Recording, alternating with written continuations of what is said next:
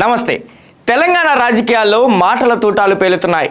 BRS working president KTR పాదయాత్రలపై తిరిగొస్తామన్న గులాబీ నేతల ధీమాపై TPCC chief Mahesh Kumar Goud ఊహించని రీతిలో విరుచుకుపడ్డారు. కేటీఆర్ ఎన్ని పాదయాత్రలు చేసినా తెలంగాణ కాదు కదా, పక్కనున్న కర్ణాటక, మహారాష్ట్రాలు తిరిగి వచ్చినా బీఆర్ఎస్ మళ్లీ అధికారంలోకి రాదు అని తేల్చి చెప్పారు. బీఆర్ఎస్ మళ్లీ పవర్లోకి వస్తుందనడం కేవలం వాళ్ళ భ్రమ మాత్రమేనంటూ ఎద్దేవా చేశారు.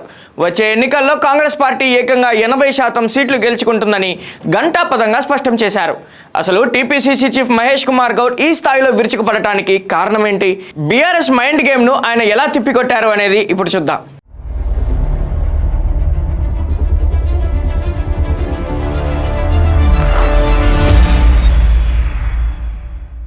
తెలంగాణలో కాంగ్రెస్ ప్రభుత్వం చేపడుతున్న అభివృద్ధి సంక్షేమ పథకాలే తమను తిరుగులేని శక్తులుగా నిలబెడతాయని టీపీసీసీ చీఫ్ మహేష్ కుమార్ గౌడ్ ధీమా వ్యక్తం చేశారు. గ్రామీణ స్థాయిలో ప్రజల్లో ఉన్న ఆనందం, సంతృప్తి తమకు మళ్లీ ప్రభంజనాన్ని తెచ్చిపెడతాయని స్పష్టం చేశారు. ముఖ్యమంత్రి రేవంత్ రెడ్డి నాయకత్వంలో కేబినెట్ మంత్రులు, ఎమ్మెల్యేలు, డీసీసీ అధ్యక్షులు, కాంగ్రెస్ కార్యకర్తల సైన్యం అంతా కలిసి రాబోయే ఎన్నికల్లో 80% సీట్లను క్లీన్ స్వీప్ చేయబోతోందని సవాల్ విసిరారు.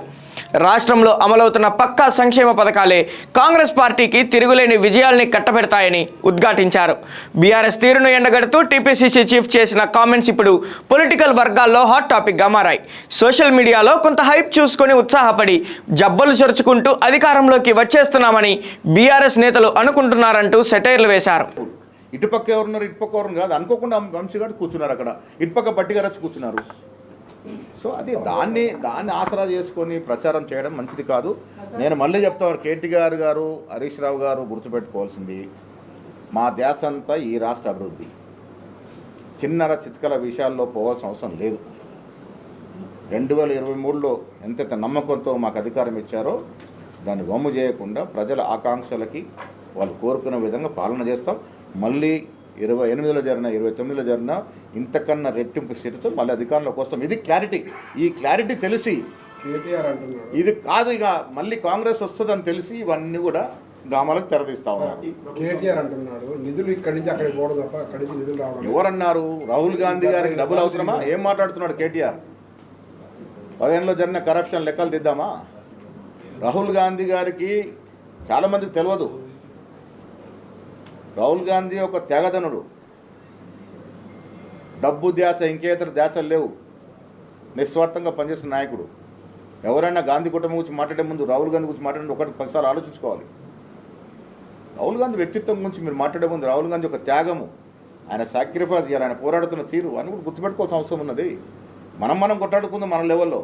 రాహుల్ గాంధీ లెవెల్ని విమర్శించేంత స్థాయి మీది కాదు, అది అర్థం చేసుకోవాలి. ప్రభుత్వంలోనైనా పార్టీలోనైనా తీసుకున్న ఏ నిర్ణయమైనా కోఆర్డినేషన్ కమిటీ అప్రోచ్ చేసిన తర్వాతనే తీసుకోవాలని ఇప్పుడు కాంగ్రెస్లో ఒక విధానపరమైన నిర్ణయం.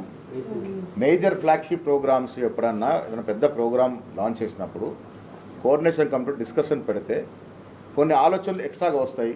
ఇప్పుడు ముఖ్యమంత్రి ఉన్న ఆలోచనకి నా ఆలోచనకి మెరుగైన ఆలోచన ఉండొచ్చు, అక్కడ సీనియర్లు ఇంకేదైనా మెరుగైన ఆలోచన పంచుకోవచ్చు, దాని ద్వారా కొంత మార్పులు చేర్పులు చేసుకోవచ్చు.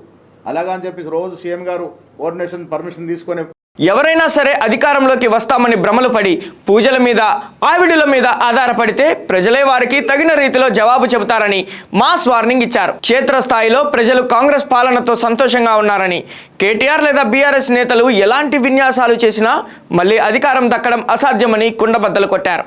చూశారుగా బీఆర్ఎస్ పాదయాత్రలు, రీఎంట్రీ ప్లాన్లపై టీపీసీసీ చీఫ్ మహేష్ కుమార్ గౌడ్ ఏ రేంజ్లో కౌంటర్ ఇచ్చారో.